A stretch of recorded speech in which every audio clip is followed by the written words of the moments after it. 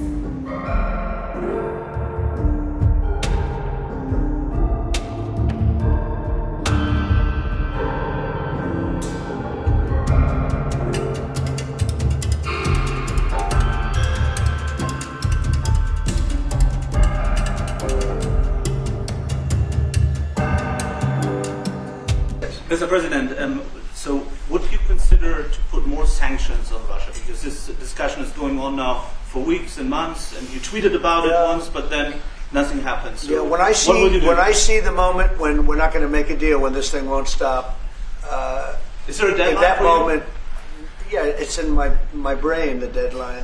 When I see the moment where it's not going to stop, and I'm sure you're going to do the same thing, will be very, very, very tough.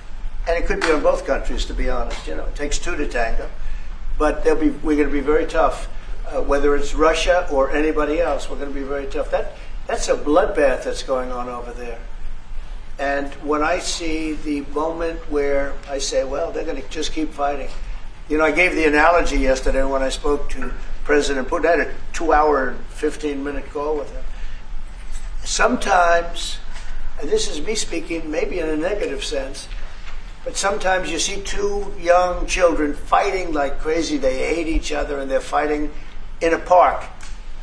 And you try and pull them apart. They don't want to be pulled. Sometimes you're better off letting them fight for a while and then pulling them apart.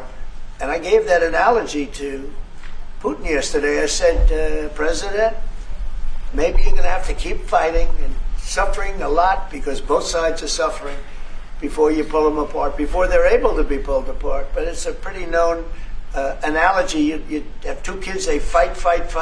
Sometimes you let them fight for a little while. You see it in hockey, you see it in sports. The referees let them go for a couple of seconds, let them go for a little while before you pull them apart. And maybe, and I said it, and maybe that's a negative because we're saying go, but a lot of bad blood. There's some bad blood between the two. I have to deal with it, and the Chancellor has to deal with it. It's incredible. The level of, there's a great hatred between those two men, but between the warring parties. Great hatred. What make you say and believe apparently that there's no immediate peace? What? That there is no immediate peace. There will no. Well, I can't. I'd love to have immediate if I could. But why if I could, but we don't have immediate. You know, it's like I'd love to have that. I'd like it to start. Right now, we would leave a room if we knew the war could end. We'd say, forget about you guys, forget about trade, right? Yeah. We'd say, let's go settle it. There's some additional fighting that's going to go on. You know, he attacked, and they attacked pretty harshly. They went deep into Russia, and he actually told me. I mean, I made it very clear. He said, we have no choice but to attack based on that, and it's probably not going to be pretty. I don't like it. I said, don't do it. You shouldn't do it. You should stop it. If I see somebody's out of line, if Russia's out of line, you'll be amazed how tough. Remember this. They like to say that I'm friends with Russia. I'm not friends with anybody. I'm friends with you. I'm not friends with that. I want the right thing to happen for our country, for everybody, for humanity. But I'm the one that stopped the pipeline. It's called Nord Stream 2. Until I came along, nobody ever heard, not one person in this room ever heard of Nord Stream 2. You probably did, yes, because it went to Germany. He's the only one that heard. This was a mistake. But I stopped him. I stopped it. Yeah, and you've said that openly. Yeah. It was a mistake because, and I used to go with Angela. I'd say, well, wait a minute. We're spending all this money to defend you against Russia, and then you're giving Russia billions of dollars a month. What kind of a deal is that? You know, but you said it better than anybody else. I appreciate it. But I'm the one that stopped it. And that was the biggest economic development job, if you want to call it that, in the history, think of it, in the history of Russia. That was a massive, it's the biggest pipeline in the world. Going to go all over Europe, not only to Germany. You know, they're Germany, but then they were branching off all over to Europe. Nobody ever heard of, not one person of you heard of it. And I stopped it. It was dead. And then they say, I'm friends with Putin. I got along with him. He respected me, I respected him. It would have never happened. But I stopped Nord Stream 2. When Biden came in, almost the first week, he approved it. He let it be built. And then they say that I wasn't tough on Russia. Putin said to me, you know, you're not tough on Russia. You stopped the biggest, most important job we've ever done. You stopped it. And Biden came in and he let it be built. And I'll tell you what, I'll never forget the day. I had it totally stopped. They weren't building. They gave up on it. They weren't able to. And then Biden came in and he let him build. I couldn't believe it. Okay, one or two questions more, please. Any questions? Any questions for the Chancellor? Yes. Go ahead for the Chancellor. That would be one. I like his answers much better. Well, would you continue to support Ukraine? Yeah, I'm with Ukraine. We just signed a big deal on rare earth with Ukraine, and we want to. I want to. You know what? I'm for stopping killing. Really, that's what I'm for.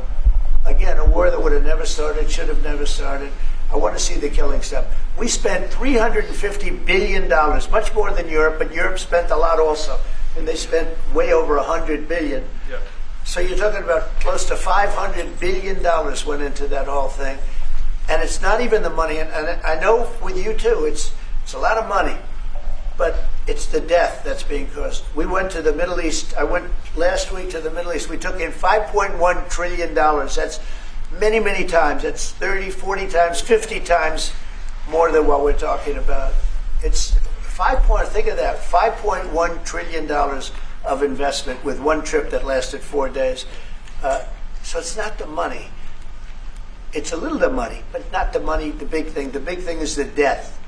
The death of, and really the decimation. You've lost a whole culture. You know, Ukraine had the most beautiful turrets. They call them turrets. Little towers, beautiful towers. The most beautiful in the world.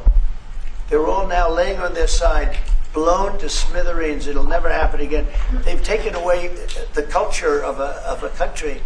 They've taken away the heritage of a country. It's a terrible thing. But most importantly, again, is the death. 5,000 plus people a week, soldiers, are being killed. He doesn't want that, and I don't want that.